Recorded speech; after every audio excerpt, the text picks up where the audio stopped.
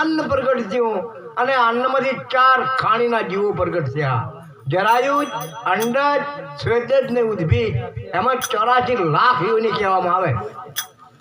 હવે આ 84 લાખ યોનીમાંથી ભ્રમણ કરતો કરતો આ જીવ દુખિયારો એના સુકૃત કર્મનું જ્યારે બંધારણ થાય એટલે એને મનુષ્યનું શરીર પ્રાપ્ત થાય. હવે મનુષ્યનું શરીર પ્રાપ્ત થાય એટલે કૃષ્ણ ભગવાન બોલ્યા, હે અર્જુન, આ શરીર છે એ મારી આ પ્રકૃતિનું બનેલું છે અને એ જળ છે.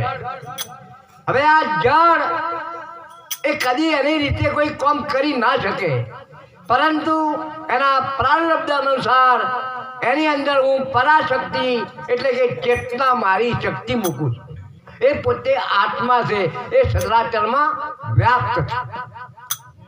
આ મારી પરાશક્તિના ચેતન બળથી આ જળ અપરા પ્રકૃતિ પોતાની ચેષ્ટા કરે છે.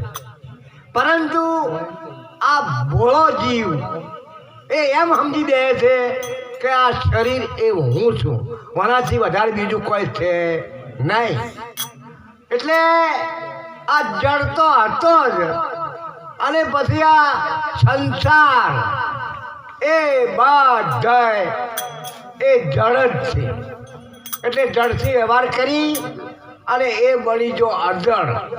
આપણે બળદીઓ અજળ હોય ને એ ભાદરો કરી હળાયો કાઢે નહીં, એને પરોટવો પડે, એટલે એને ચેતન કરવો પડે.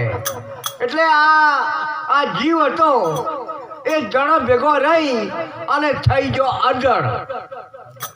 હવે અજળ શા પછી એની વ્યવહાર ચાલુ રહેજો. વાદળાની ગોળી ગમે એની ભેટું મારે, ગમે એની ખાય અને